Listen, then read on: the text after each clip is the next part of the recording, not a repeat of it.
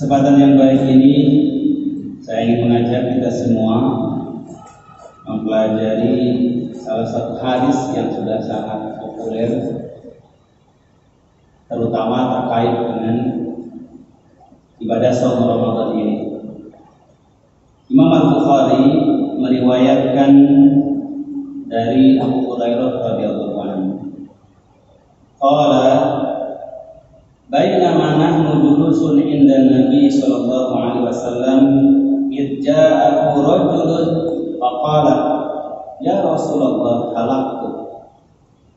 Qala fama halakta ma ahlakaka? Qala waqa'tu ala imraati wa ana sha'im. Faqala Rasulullah sallallahu alaihi wasallam hal tajidu raqabatan ta'tikuha? Qala la. Qala fahal tastati'u an tasuma shahrayn mutatabi'ain? Qala la. Faqala fahal tajidu it'ama sittina miskinan? Qala la. Qala famakasa an-nabiy sallallahu alaihi wasallam fabaina nahnu ala dhalika atan nabiy Allah ta'ala bi'araqin biha tamar. Qala aina sa'il? Faqala ana. Qala khudha fatasaddaq bihi. Faqala rajul a'ala akthar minni ya Rasulullah? Fa wallahi ma baina labataiha yuridu al-quratain ahla baitin akthar min ahli baiti. Fadhahikan Nabi sallallahu alaihi wasallam hatta badat an yahu thumma qala at'imhu ahlaka. Kata Abu Hurairah radhiyallahu anhu, ketika kami sedang duduk-duduk di samping Nabi sallallahu alaihi wasallam, di sekeliling Nabi sallallahu alaihi wasallam, tiba-tiba datang seseorang lalu berkata, wahai Rasulullah, aku telah binasa, halak. Dalam sebuah riwayat, seorang sahabat ini sambil memegang segenggam pasir lalu dikumpulkan ke kepala, halak, saking menyesal, celaka aku wahai Rasulullah. Sabda Rasulullah, apa yang membuat kamu celaka? Kata orang tersebut, aku bercampur dengan istriku padahal aku sedang shaum Ramadan. Maka sabda Rasulullah, apakah engkau mempunyai seorang budak sahaya untuk kamu merdekakan? Kata orang tersebut, tidak punya. Aku tidak punya hamba sahaya, bahkan tidak punya pelayan di rumah. Kata Nabi, apakah engkau punya apakah engkau sanggup berpuasa 2 bulan berturut-turut? Kata orang tersebut, tidak sanggup ya Rasulullah. Jangankan 2 bulan berturut-turut, 1 bulan ini saja saya sudah batal.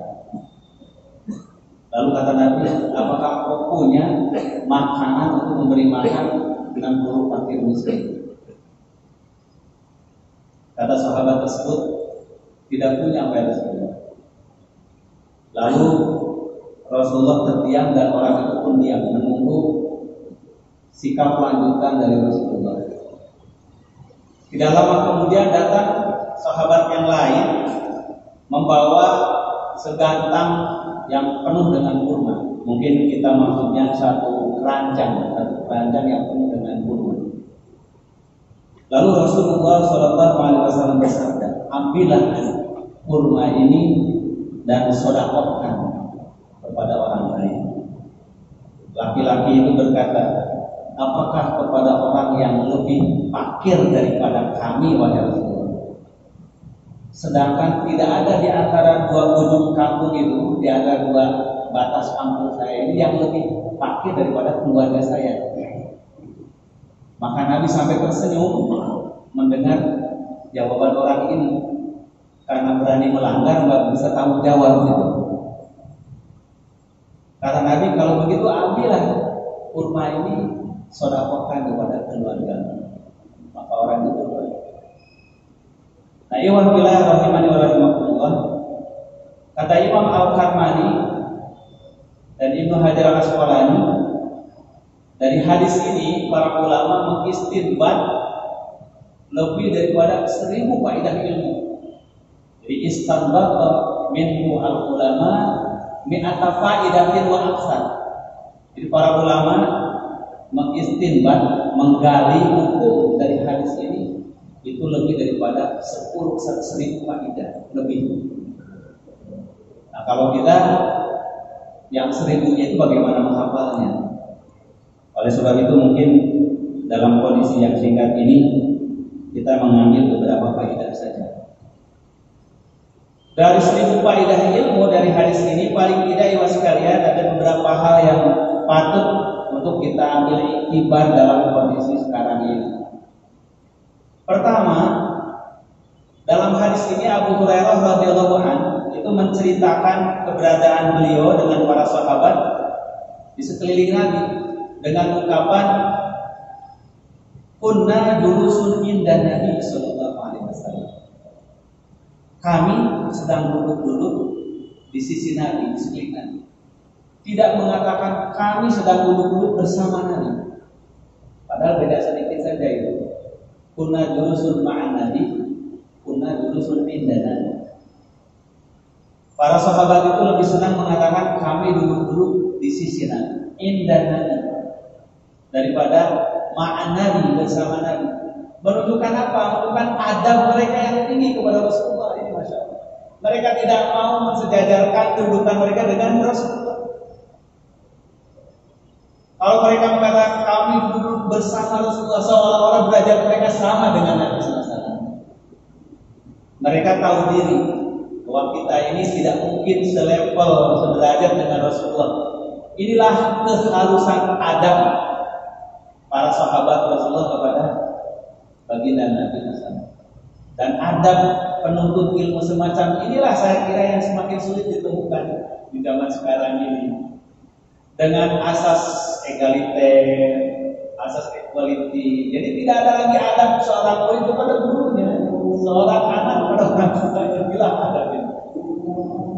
Nah, padahal adab ini kata Ibnu Mubarak, kami belajar adab 20 tahun sebelum mempelajari satu ilmu. Ilmu ini dipelajari cukup 2 tahun, adabnya 20 tahun.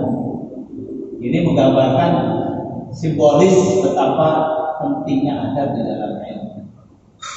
Sampai dalam mengungkapkan saja para sahabat tidak berani mengatakan kunna julusun ma'an Nabi, ma'a Rasulullah, tapi kunna julusun indan Nabi. Kami berada di hadapan Nabi sekeliling.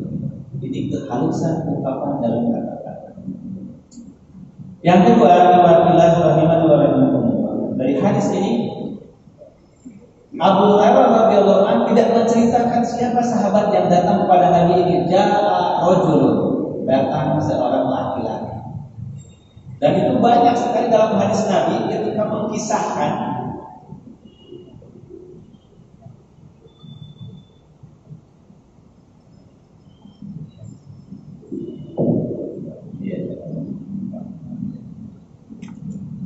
begitu pula ketika mengkisahkan dialog atau peristiwa antara Rasulullah dengan sahabatnya. Jarang sekali para sahabat yang menceritakan itu memberitahukan siapa orang yang datang itu, kecuali kalau peristiwa itu betul-betul menerangkan pujian dan kebaikan bagi orang. Jadi katakannya ja'al datang seorang laki-laki. Kenapa? Kenapa dikitmankan, disembunyikan identitas orang yang datang ke Nabi ini? Kenapa? Ini kembali lagi kepada adab. Bagaimana adab para sahabat Nabi? Mereka tidak mau menceritakan suatu kasus dengan menyebutkan identitas pelakunya. Kalau dalam kasus itu mungkin ada sedikit saja keaiban bagi orang itu, walaupun sebetulnya itu tidak aib menurut kita. Ada orang datang kepada Nabi bercerita, celaka wahai Rasulullah saya. Kenapa celaka? Karena saya berjima dengan istri saya di siang Ramadan. Tetapi bagi sebagian orang ini bisa mengesahkan keaiban. Itu orang yang datang ke Nabi pemuda apa kakek-kakek ya. Mungkin baru nikah di bulan Syakban, gitu, datang Ramadan lupa kan gitu. Malu masih pengantin baru.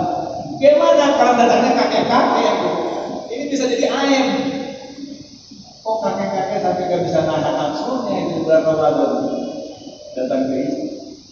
Maka identitas sahabat ini disembunyikan oleh Abu Hurairah untuk menjaga marwahnya, untuk menjaga kebaikan diri. Apa artinya? Begitu tinggi kehormatan seorang muslim dalam pandangan Islam. Maka tidaklah mudah seseorang itu menyebut nama orang lain dalam konteks keburukan. Nah, penghormatan terhadap nama baik seorang muslim ini sekarang pun begitu mudah dilanggar. Terkadang orang belum jelas kesalahannya, belum jelas kepastian pelanggaran dilakukan seseorang. Ini di media sosial sudah terlanjur menyebar kemana-mana. Jadi betapa bahayanya di zaman media sekarang ini dalam hal menjaga nama baik kehormatan seorang muslim. Maka penting sekali bila saya kira dalam konteks sekarang ini kita mengembalikan pada kaidah-kaidah menerima, mempercayai dan menyebarkan berita. Bagaimana kaidah-kaidah Islam di dalam kita bermedia sosial. Walaupun alat media sosial ini sendiri hal yang baru bagi kita, tetapi kaidah-kaidah substansinya itu sudah pasti diatur oleh Islam. Di antara yang penting-penting saja di dalam Al-Quran ini sudah sering dilanggar oleh kita kebanyakan kaum muslimin dalam kaidah bermedia sosial. Satu, umpamanya kaidah bermedia sosial dalam Islam itu harus berbasis kepada ilmu, baik ilmu kita yang menerimanya ataupun ilmu sumber berita itu sendiri. Maka tidak boleh kita mengambil sumber berita yang bukan dari ilmu di bidangnya. Nah, seringkali kita dalam media sosial orang yang bukan ahli dari bidang itu jadikan rujukan untuk berita kita. Ini musim umpamanya virus, musim vaksin. Terkadang yang membuat statement tentang virus dan vaksin orang itu punya latar belakang tentang virus dan vaksin. Bahkan mungkin tidak tahu menahu dijadikan rujukan berita kaum muslimin diviralkan itu beritanya.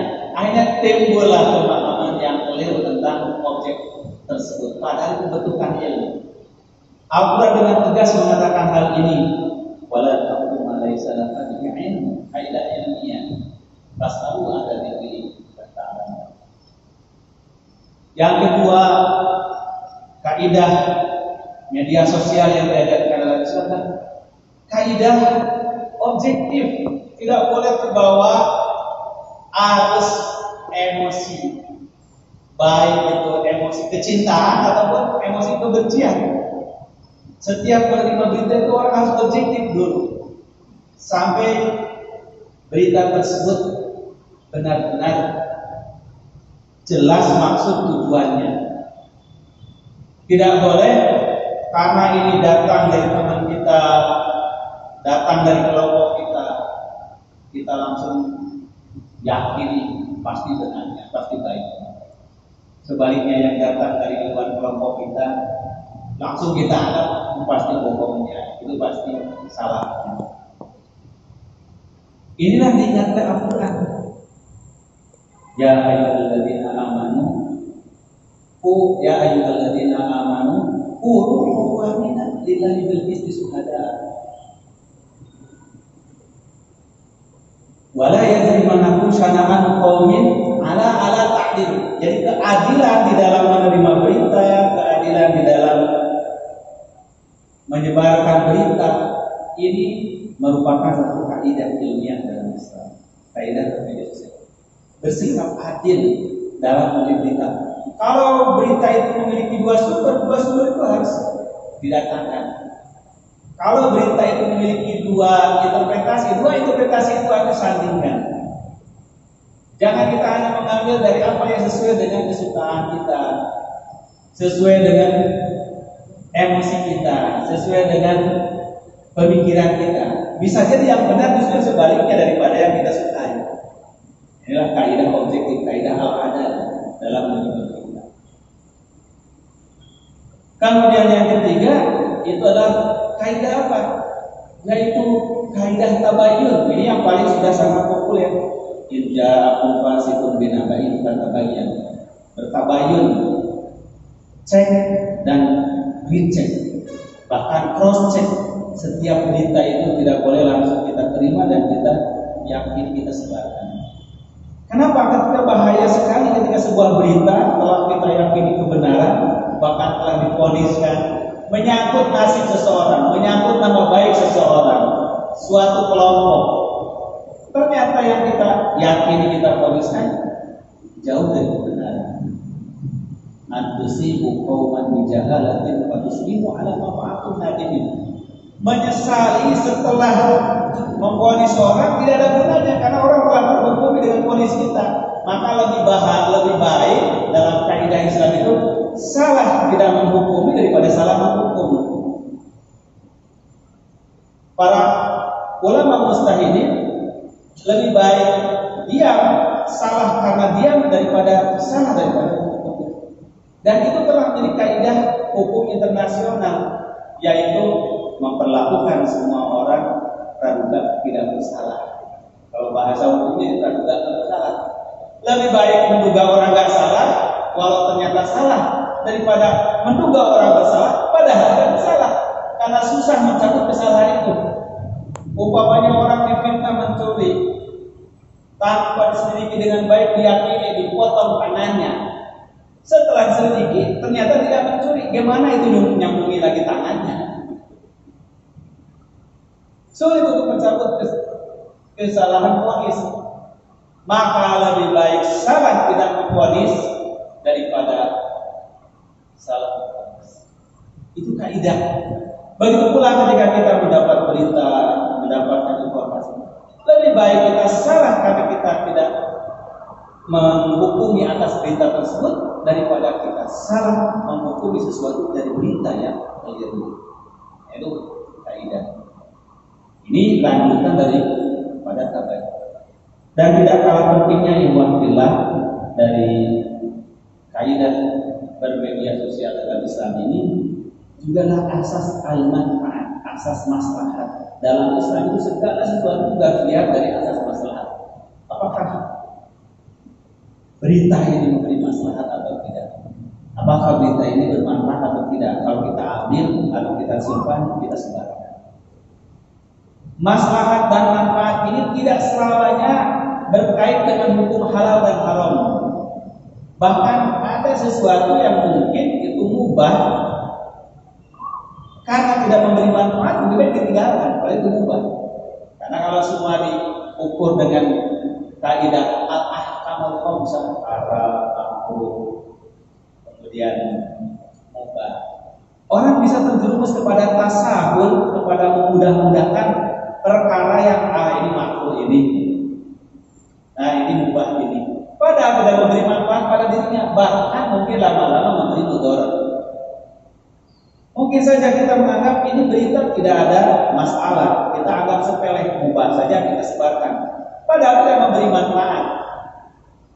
Maka meninggalkan yang tidak membawa manfaat merupakan salah satu ciri dari kebaikan Islam seseorang. Min husni Islamil mar'i tarkuhu ma la ya'lam.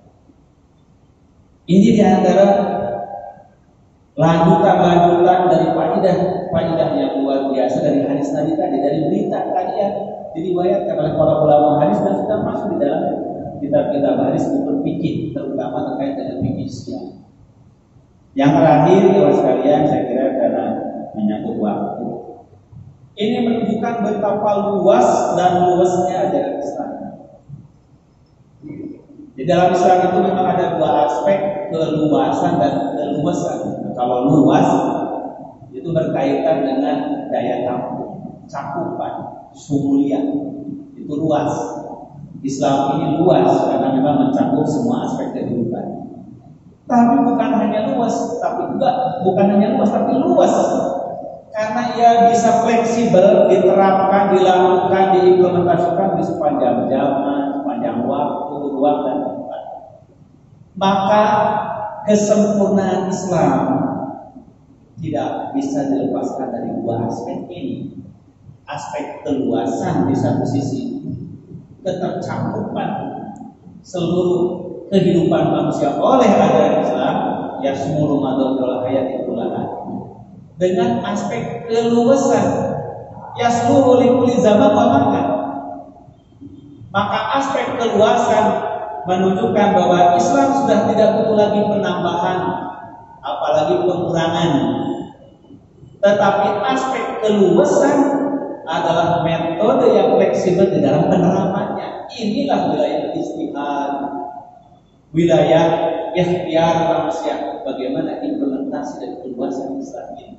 Maka Islam yang luas ini bisa dilaksanakan semua orang dengan setiap kemampuannya. Berislam saja dari 5 rukun Islam, ternyata tidak semua orang bisa melaksanakan 5 rukun Islam itu. Ada orang berislam dari mulai syahadat, sholat, saum, zakat, haji, tuntas semua dilaksanakan. Jangankan yang wajib, yang sunnah pun telah sempurna ditunaikan. Tapi ada orang berislam hanya bisa 4 saja. Syahadat, sholat, saum, zakat, haji tidak kesampaian karena nggak mampu. Sempurna Islamnya bagi tingkatan orang itu. Ada orang yang hanya mampu 3 saja, syahadat, sholat, saum, zakat, hajinya terlewat karena memang nggak mampu. Sempurna bagi orang tersebut karena itu tahapannya. Bahkan ada orang yang hanya bisa 2 saja berislamnya, syahadat dan sholat, saumnya nggak mampu karena lemah, karena uzur. Apalagi zakat dan haji, sempurna bagi dia. Bahkan mungkin ada orang berislam cuma 1 saja, syahadat saja, sholat, saum, zakatnya belum keburu. Syahadat pagi hari menjelang siang dan pukul 4 sudah dia muslim, sempurna bagi dia. Ini antara keluasan dan keluasan tersebut. Masjid ini luas, tapi keluasan ini bersifat kaku karena ya terdiri dari tembok-tembok dinding yang kaku. Maka luasnya bangunan masjid ini tidak seluas sebuah balon yang bisa ditiup besar atau kecil. Maka balon lebih luas daripada ruang ini. Maka antara keluasan dan keluasan 2 aspek yang berbeda. Nah, terkadang keluasan syariat Islam ini terabaikan akibat merasa telah luasnya syariat Islam. Rasulullah yang mulia, masya Allah, di dalam hadis ini ada tahap keluasan sampai puncaknya, yaitu gugurnya kafaroh itu. Maka Imam Bukhari memasukkannya kepada bab yaitu orang yang melanggar saum Ramadan tapi nggak sanggup bayar kafaroh, dia bebas. Bebas, sudah melanggar, udah bebas dikasih malah gitu. Sampai sejauh itu tahap keluasan paling ekstrim gitu. Ketika seorang melanggar harusnya bayar kafaroh, memerdekakan budak, nggak sanggup, nggak punya. Harus puasa 2 bulan berturut-turut, nggak mampu. Baru sebulan aja udah bocor. Disuruh sedekah 60 miskin, tidak ada yang lebih pahit daripada saya di situ. Ya udah, buat kamu saja di sedekah. Iwan billah rahimahullah, saya kira ini saja yang dapat saya sampaikan. Tidak sanggup kalau kita sampai menggali seperti dalamnya galian para ulama 1000 bait.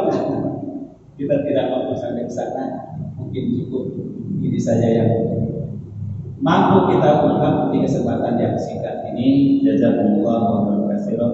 Subhanallah wa bihamdihi, asyhadu an la ilaha illa anta, astaghfiruka wa atubu ilaik. Walhamdulillahirabbil alamin. Wassalamualaikum warahmatullahi wabarakatuh.